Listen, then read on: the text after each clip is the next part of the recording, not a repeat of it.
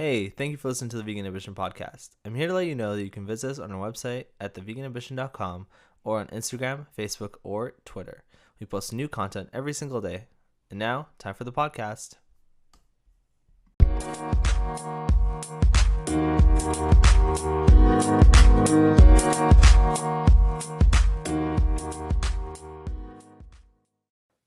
Hey, thanks for listening to the Vegan Ambition podcast. Just to let you know, some of this audio has been re-recorded. We had some technical difficulties on the day, and so it might sound a little bit different. Thanks. Have a great day.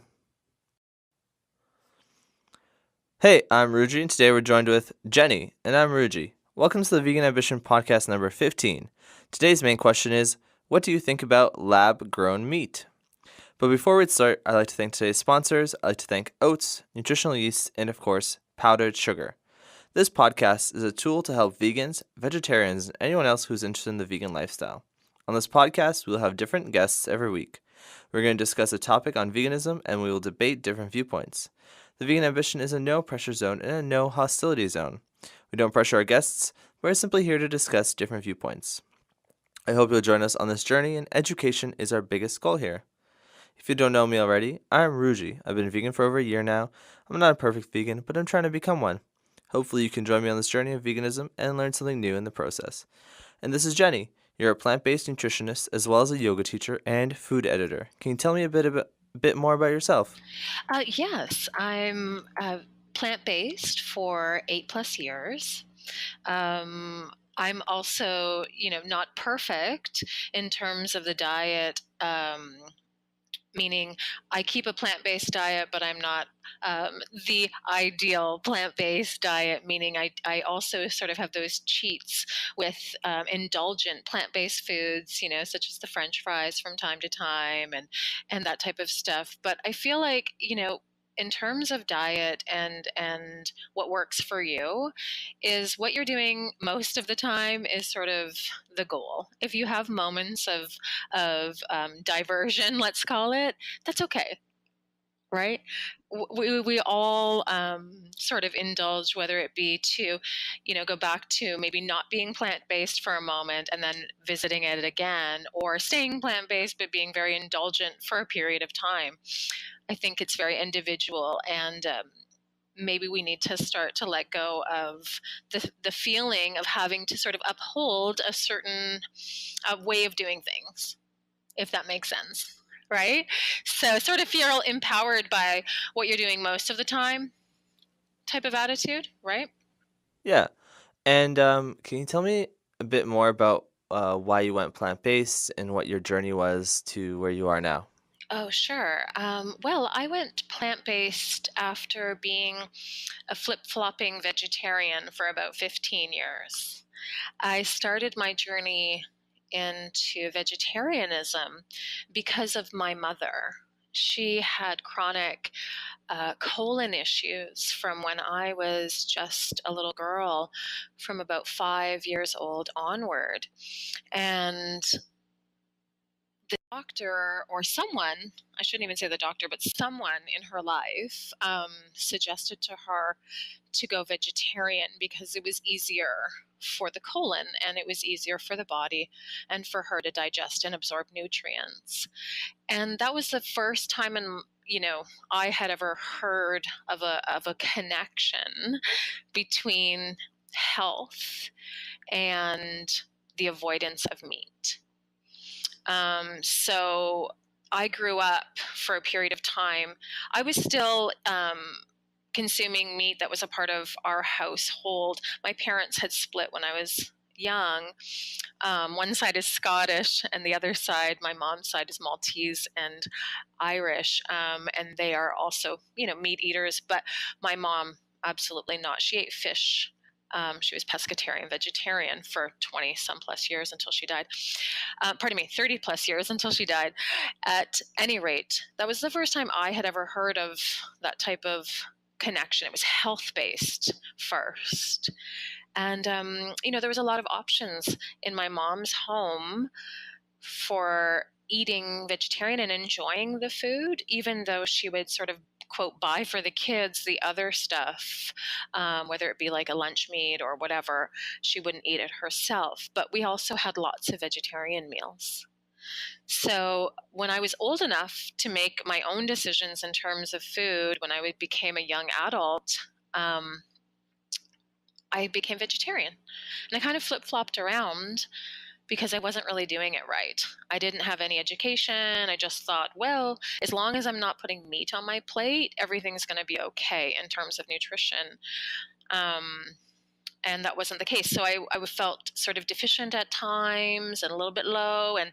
And so I thought the solution was, and everybody around me also thought the solution was to go back to the meat. So yeah, that flip-flop for me happened for a lot of years. Yeah, and ultimately I got to a place where um, I just wasn't feeling as good as I thought I could be because I was doing a lot of things right. And the one thing that sort of, for me, I had a lot of struggling times with eating meat in terms of digestion. So it became that point for me where I just kind of struggled with it. I mean, after years and years of being vegetarian, I was also not necessarily that enthused by meat on the plate either. I wasn't like, ooh, yeah, that's like appetizing. And, you sort of, maybe at times it felt like that, but very few. It was more, my lifestyle was still pretty much vegetarian anyways. And then I moved down to Mexico. And I was living in a place where there's like, meat makes up a majority of the diet. But for me, it was the climate. It was very hot, humid type of a climate. And I could barely digest the meat. So I really struggled. I really struggled. So it became almost like I went back to being a vegetarian while I was down there, anyways. And then when I returned, um, I sort of wanted to make the move into being a nutritionist and being more holistic and educating myself more on food choices. And that's what ultimately led to me making the decision and just saying, okay, I'm going to actually just give this a full-hearted go. Was the education part of it when I returned from my stay, my extended long stay down there of almost 4 years. I decided that I wanted to educate myself. So it was really quite easy for me at that point. Once I had, sort of made the effort to pick up some books and do some research, and then I enrolled in my program at the Canadian School of Natural Nutrition and started to learn more and more. And it was really just, reaffirmation at that point because I'd made the decision prior to enrolling in the school, but I was on the right path. That first year when you go into the world of plant-based, especially 8.5 years ago, it was a little bit less popular and as accessible for fun and delicious foods as it is now. And you're a little bit more of the one out of the group. So it's a little bit more intimidating, but through my self-education and then the education that I was receiving through school, I felt like I was on a good path. And I also felt very energized and very empowered and felt like, okay, this feels good. So yeah, that feeling hasn't changed for me. Still feels good. Yeah. Right. And so you've been vegetarian for a while now, and I guess have you been educating people as well? I do. Through my practice, I get some clients who are already making the moves on their own and maybe have heard through the grapevine that I've been doing it for a long time and that I might be a good nutritionist to talk to. But I also talk to some people who are, just really in a bad place in terms of where their diet is. They don't really know where to start and where to make, even a plant-based meal in a week happen. So each meal is sort of that old school mentality of sort of the meat and potatoes, like that's what looks balanced. That's what my parents did, a sandwich for lunch type of thing. And they're feeling whether it be chronic fatigue or skin is just exploding with whether it be acne or a number of skin conditions or what have you. That weight that you just cannot seem to lose. It's like I'm doing everything right, but I still can't lose that last 15 pounds. It's lightening up the load. I don't suggest to those people that they make an absolute change, because I think that that's very overwhelming. But what is possible is to educate them on how to have maybe one day or one meal a week that they can start with and say, okay, I'm going to lighten up the load here and change it up and give my body a different profile of nutrients, fresh, as unprocessed as you can. And in terms of, on the larger scale, I do workshops through Yoga Tree Wellness Center at our Yoga Tree Bay and Dundas location, at our Yoga Tree Midtown location. We do workshops there. I've hosted a number of nutrition workshops there promoting plant-based lifestyle and where to sort of begin. And I also write for Sweat Equity magazine, as you know, and I'm so grateful for that opportunity, because I'm the food editor and I'm in the position of including plant-based recipes that are accessible for those that maybe aren't plant-based, but might entertain the idea of, trying something because it just looks good. It looks delicious. It's like, oh, okay. And they're not really even thinking that anything's missing, So yeah, I love food. So I love for things to taste good and be healthful, as healthful as they can, of course, with the French fries from time to time. um, but, you know, it's an option that is accessible to all of us to create, simple options that are plant-based that are yummy, Right. And so right? you say a lot about being plant-based. Now, does that mean that you have transitioned or become plant-based primarily for your health versus for the animals or for the environment? Yeah, I mean, I wouldn't necessarily put, um, I, I mean, I think they both kind of are coupled. One environmental impact is something else. It's one thing is yourself and what you're putting into your body, but it's also your impact, right? I mean, it's also not only environmental, but animals are a part of the environment too. I think that it's all earth, right? It's all sort of connected. And I certainly try my best to be as least harmful as I can, right? If we all were as least harmful as we can, wow, wow, right? The impact of us all being as least harmful as we can would be huge. Right. But I mean, I'm just curious because like as an example, my transition was a bit different where I went vegetarian or pescatarian first, then vegetarian, and then eventually vegan. Hmm. And, like I label myself as vegan, not plant-based. And at the end of the day, I think that there is a difference between the two. I think that there is something to say about being vegan versus plant-based.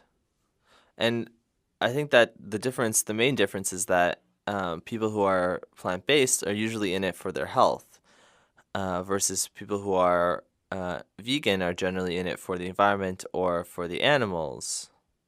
And I mean, um, I think there's a bit to say that if you're plant-based, you also care about the animals and about the environment. But for me, as an example, like I don't eat honey, and um, that is a specific choice because I'm vegan and not. And I think that there are many plant-based people who Right. do eat honey. And I mean, I'm curious as to kind of what your motivation is in that way. Um, Well, I think that that's your motivation, right? So I think that each person, whether their motivation is least impact, least harmful as you can, versus your motivation, which might be that in reverse or a different way, I think the impact is what the goal should be, no?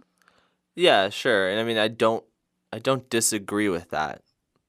And I think that's the word that we have to also educate with, is to let go of the sort of, well, what is your motivation exactly? Let's look at the impact of the decisions, right? I mean, if we're making decisions that are in a good way impacting our earth, our animals, our bodies, our environment, our conversations, right? Like, I think that what motivates you is going to be totally different from what motivates someone else, right? What is your exposure? Where did you come from? And what is your education? And where are you at this point in your life? And where can you be 10 years from now? Maybe, you're in a different position, right? But I think the motivation is very personal. The impact is what we should be united on. Right. And I mean, I think that that's an interesting way to view it. But wouldn't you agree? I mean, I do agree. And I think that the impact that we make is very important. Totally. And I think that that's a good way to look at it, to look at the effects. But I also think that there's room for us to say and to look at the motivation and what we are coming into it as. And I think that the motivation, it kind of helps people to come into it with a certain view and to think of what they're doing and what they're going to do and why they're doing it. And I mean, I still think that there is a difference between somebody who's plant-based and in it for the environment and someone who is plant-based and in it for the animals. And I mean, like as an example, I've met people who have gone traveling and gone abroad, and they've receded. They've gone back to being not plant-based or not vegan because there are more options. There's more availability, and I think that that's a lot easier for somebody to do when they are plant-based for the environment versus when they are plant-based for the animals.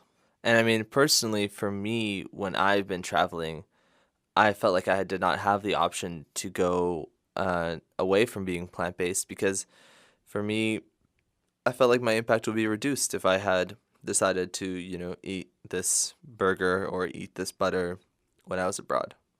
And I mean, I think that the impact overall is a lot easier to see for me when it has to do with animals. I think it's easier for someone who is um, plant based and in it for the environment to say, well, that's okay. I just will, take a day off or have this one burger. But for me, I know that, this contributes to a death and I don't want to have that kind of impact. And I think it's easier for people to forget that, to forget their impact and see what it's doing. But at the end of the day, I think that there is room for both motivation and impact. Uh, I do think that motivation can be a bit stronger sometimes because the impact isn't measured in the same way when it comes to not eating animals and when it comes to saving the environment, as an example. Yeah, I think both motivations are awesome. Yeah, totally. And did you know that oats are super nutritious?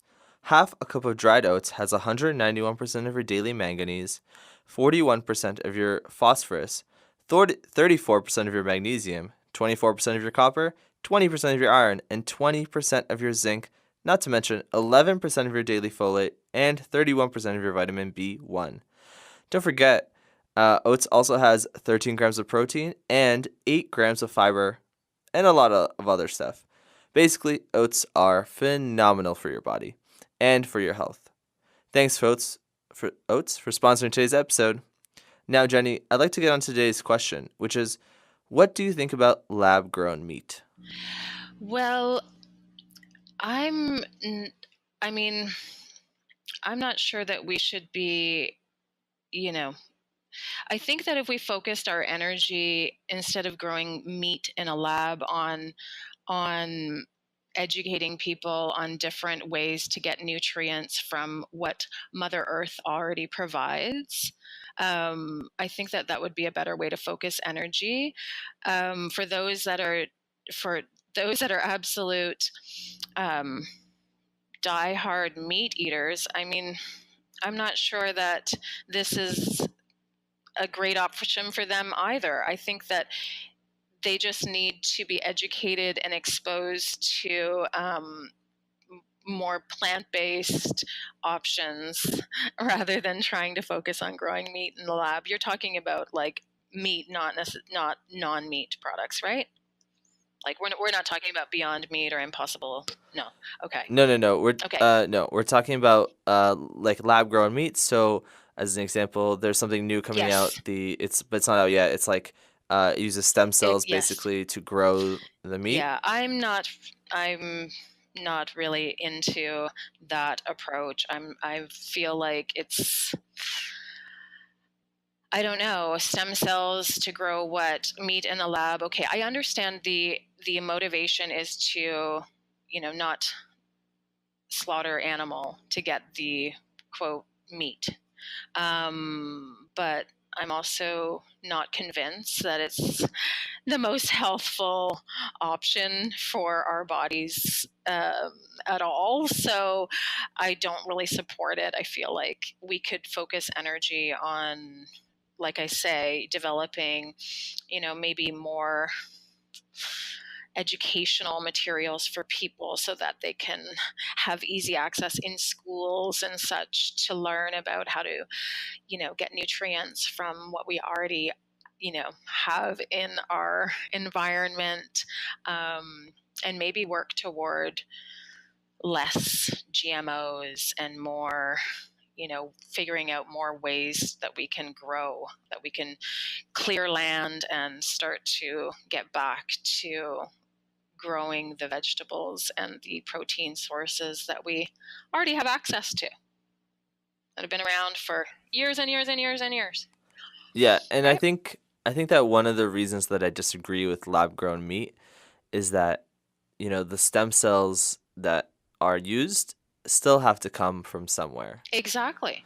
And I mean, if we just say that we're gonna, for example, we're gonna copy, like, let's say the process is the same as getting milk, that means that those stem Mm-hmm. cells still have Mm-hmm. to be Mm-hmm. reproduced. They still have to It's be, a little more still have to humane, but make the cows. You still have to breed them. You still have to let them live, and then just well, I mean, steal their pardon stem me, cells. in theory, in theory, in a perfect bubbly, in theory way, yes, but you are correct. Yeah. Yeah, and I mean, in theory, the way that the process seems like it'll work is very similar to milk production, where we have this female cow, we Oh, have to impregnate it, we have to then grab the stem cells from it, and then use those stem cells, maybe in a different way. I'm not sure exactly how it works, but to grow that meat. I think that's how it works. right. I would be completely, faking the funk if I said that I was educated on how stem cells are obtained and grown and that type of thing. And no, it can, you know, not necessarily be humane. That was a poor choice of word, but it's not a what we've got going on now, I guess, is where my slight variation was in that thought process. But you're absolutely right. No, it's not it's not the best option at all. Right. And so from that perspective, I agree to say that it's not the best You're option. right. But I mean, from the perspective of for our health and our bodies, I think meat is never good. I don't think any consumption of meat is good for Right. ourselves and our bodies. And I mean, from like if somebody wanted to just eat meat like once a month, I mean, I kind of understand it, but at the same time, it's like why? You don't really need to. And I mean, I don't know anyone who's really like that, who is plant-based and vegan Right. all the time and then No, eats only once a month. not like that. No. I think I think where I sort of hear the most sort of lapses, if you will, are with cheese. People go back to the cheese, but I can't really say that I know too many people that go, at least maybe, like I was in the position myself where I was a flip-flopping vegetarian.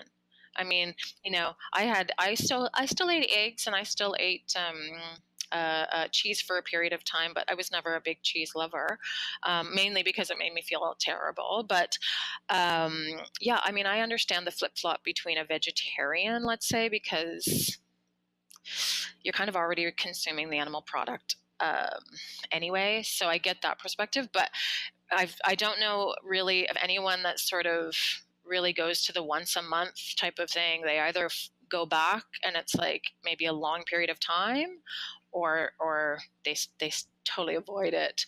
But yeah.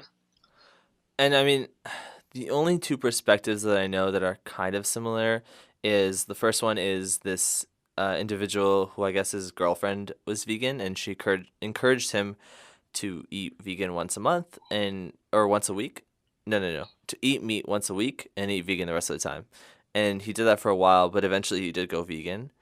And then the other perspective I know, which is kind of interesting, but it's somebody who's vegan, but they eat roadkill, as I understand it. So Oh, that's yeah, interesting. it is interesting. Okay. So for example, like once in a while, if there's a moose that is hit by a Right. car, and they live up north, they'll cut it up and they'll Well, eat it. isn't that an interesting perspective, like to consumption, right? I mean, yeah, isn't that, oh, wow, you know what? That is something there. Why don't we have an option to, I mean, if you're going to go that route, if you are going to consume, I don't know. Isn't there a way that like situations like this can sort of, I don't know, in a small town you can ration out? I mean, I don't know. It seems like you're like, I don't necessarily think that that's, I mean, healthfully, I'm not promoting that at all, but in terms of like, you know, obviously nobody wants to have an accident where not anyone, any creature, anyone, any being doesn't make it or has, catastrophic, fatal, impact or whatever. But if this person is living in a place where there's moose, and that's their choice, I think that that's, I don't necessarily ethically have a problem with that. I don't know how you feel about it. And actually, this was out on one of the podcasts, and we talked about this question. Um, and I mean, from a health perspective, I don't agree with it at all because I still think it's unhealthy. But from an animal perspective, I don't know. I don't necessarily think it's the worst thing to do. But I've also heard the That's what I'm view, saying. Yeah, like from a health perspective, we still nothing's changed there. But if yeah, and I saw online recently. I was just browsing, and I saw this guy who takes the carcasses of dead animals. He doesn't kill them. He just takes the carcasses and yeah, he grows like crystals on them or something like that. So it's kind of like an that's art piece. that's a wonderful way to memorialize. I don't know. I think that that's, you know, it's like almost this sort of ashes to ashes rebirth in a way. I don't know. I think that that's connectedness. And I mean, I think that like your perspective is valid, but I've also seen the argument where people talk about, um, like we shouldn't really be messing with these animals' bodies. They're not really ours to mess with. Oh, I thought that you were saying that this man got them from the same source, that they were like roadkill or something. Well, I mean, I don't think he like kills them, but I'm not quite sure where he gets them. Oh, I see. I'm sorry. I misunderstood. I thought that they were also. basically going to end up in a dumpster. Because I kind of feel like, if that's the demise, then why not create something beautiful that can be honorable? But you know, I'm not sure what the road is there for where his sources are. But yeah, I mean, animals are beautiful, and I feel like with all of us, quite frankly, if, something happened to me and my bones or my body was left at the side of the road and the option was dumpster or this guy creates some sort of crystal, beautiful, connectedness, yeah, give me to the crystal guy. Sorry. And I mean, I think for me, I think the best option is, if it's by the side of a forest, drag it into the forest, bury it. Oh, if it's in the earth, then Don't. that's the most beautiful, way to go, because you're decomposition is essential, I think, to the earth, whether, mushrooms and that type of stuff. I'm not saying that, we want to litter the top of the earth with carcass, but it's a part of the earth. You go back to where you came from, right? So undisturbed, out in the forest, if that's the way I go, undisturbed, awesome. But if it is, something where I'm hit by a car and, like I said, it's scraped up and turned into a garbage dumpster or turned into something beautiful, um, you know. Yeah, and I mean, just on like a side note, I saw this thing online where it's kind of like this burial pod, I guess. Um, Yes, and it's like you're yes. buried with a tree, basically. I think that's fabulous.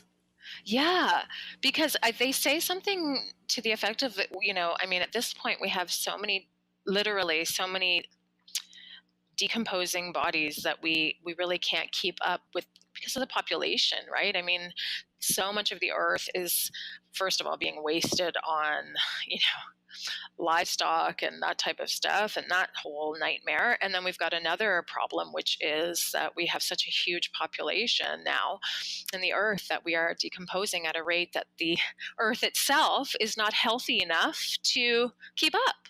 So how wonderful to find an option like planting trees. I mean, how much better does it get than that? Yeah, and like I just came back from Southeast Asia, and um, it's common practice here in North America for cemeteries to exist. But there's literally just not enough space. So what they've done is they have these little like Yes. temples set up, and you're cremated, and then you're put in a little jar and put in a little spot in this temple. Oh, Yeah, and so I mean those are all over like Southeast Asia, these temples with these little boxes inside of, the ashes of people. I think the tree idea is innovative and fantastic. It doesn't get any better than that. That's what we need, more trees, period. And if we can do that with, pardon? Well, if you want to plant trees, there's this great little website or app that you can Oh, download called Ecosia. And basically, what happens is it's very similar to Google search, but instead you install this app on your okay. website, on your sorry, not on your website, on your computer, on your Google Chrome, and every time you search, you use their search Oh, console. And basically, what happens is that's that for fantastic. every certain amount of searches, as long as like people click on the ads and stuff, which they do anyway, they'll plant trees, and they use that ad revenue to plant trees. It's Oh, that's brilliant. ecosia.org. And oh my Oh, I gosh, will it's the definitely get best. on that. Can you post that on your Instagram? Like I said, you do what you can. Even if you go on part of the time when it's not super important that you're very, very fast, if you're just kind of checking emails slowly at the end of the day, and you jump onto that browser, every little bit counts, right? Yeah, and so nutritional yeast is a deactivated yeast. It is a significant source of B complex vitamins as well as other vitamins and minerals. It works great to help make a cheese substitute, and it creates a creamy and nutty flavor. Every serving of nutritional yeast comes with 9 grams of protein, and it's a complete protein. which means it's great for you. Thanks, Nutritional Yeast, for sponsoring today's podcast. So, Jenny, I want to ask, what inspires you to help people change their lifestyles? How amazing I feel. How I am that person that literally never gets sick. I feel empowered by, my choice on a daily. I feel good. I feel energized, and I also enjoy food so much. And I get very excited when I've, like tweaked a good recipe for my gluten-free vegan cookies, and they are like amazing. And none of the ingredients in there came from an animal, right? So it's super exciting to be able to share that with people who are motivated by health, by cruelty, not being cruelty free, of course, by, choices gastrointestinally. Maybe they have a gluten allergy or whatever. It's just like everybody can eat it. Right. And I typically do like low sugar and try to make it as healthy as I can. But I'm always making sure that it's just very clean ingredients. And when it tastes amazing, I get very excited and I want to share that with people, because I think the fear mostly is that, when you're choosing plant-based or vegan, that it's boring. And it's so not. It's on the contrary, right? So that really helps to motivate me, being a food lover, and then also being someone who is very health motivated. And I really feel like we should continue to put the energy into our health, um, so that we stay away from, medications and the dependency on, synthetic prescriptions to keep us energized or going. Or it doesn't have to be like that as we age. I'm 41 years old. I'm doing things with my body in terms of my yoga practice and my classes, what I'm able to do that I wasn't able to do when I was in the gym all the time, killing myself, so many years ago. And I feel like my energy level was different. Even though I was younger, I was a lot more worn out. And that was because I was giving so much energy to digestion. I was just killing myself with energy on digestion. So having a lighter protein base, having an easier time digesting foods, feeding your body with an abundance of nutrients from a meal that's super delicious. Yeah, That's what motivates and me. I mean, I'm so happy that you Yeah. can, use your lifestyle to motivate others to go vegan or plant-based. It's amazing. I just mean, the more of us, the better. You know what? I feel the same about you. I mean, you're certainly doing a very good thing by sharing the education, and I'm super grateful that I could be a part of it. Yeah, and thank you so much for coming on the podcast. Thank you so Now, much. now our last sponsor is not the healthiest ingredient that has ever sponsored an episode, but today we have powdered sugar, or also known as confectioner sugar or icing sugar. It is a ground sugar which works great on things like cake, cannoli, vegan of course, and other kinds of places that you might want a little bit of sugar. Thanks, powdered sugar, for sponsoring today's episode. All right, as the final segment, I have a recipe for everybody. But before we go there, is there anything that you'd like to say, Jenny? I would just like to express my gratitude for you and our community for doing what they can to be less harmful and to, just educate each other and to support each other and to certainly lead each other toward the next step in the way that we live our lives, which you and I know is going to be free from harm. Yeah, and I'm very excited for a world that is like that. Okay, so today's recipe comes from vegweb.com. It is for COPYCAT Wienerschnitzel chili. What you need is a quarter tube of Light Life Gimme lean ground beef style, 3 cups of water, an eighth of a cup of cornstarch, a quarter cup of flour, 1 tablespoon of tomato paste, 4 tablespoons of chili powder, 5 teaspoons of garlic powder, 1 teaspoon of salt, 1 teaspoon of cumin, half a tablespoon of white vinegar, and 2 tablespoons of soy bacon bits. This recipe is really easy, and all you have to do is, in a medium heat skillet, crumble up the ground beef. In a small bowl, whisk together the water, cornstarch, flour, and tomato paste. Add it to the ground beef crumbles. Add the remaining ingredients and cook until the sauce is the desired thickness. That's it. I'd like to thank today's sponsors, which were oats, nutritional yeast, and powdered sugar. I'd like to thank Jenny and you, the listeners, for being here with us today.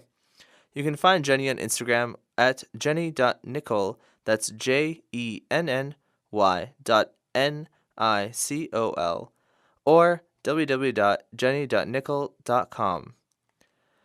If you have a question, a suggestion, or you want to be a sponsor, or you want to be on an episode, you can send us an email at veganambitionpodcast@gmail.com, or visit our website, theveganambition.com. Thank you, everybody, and have a great day.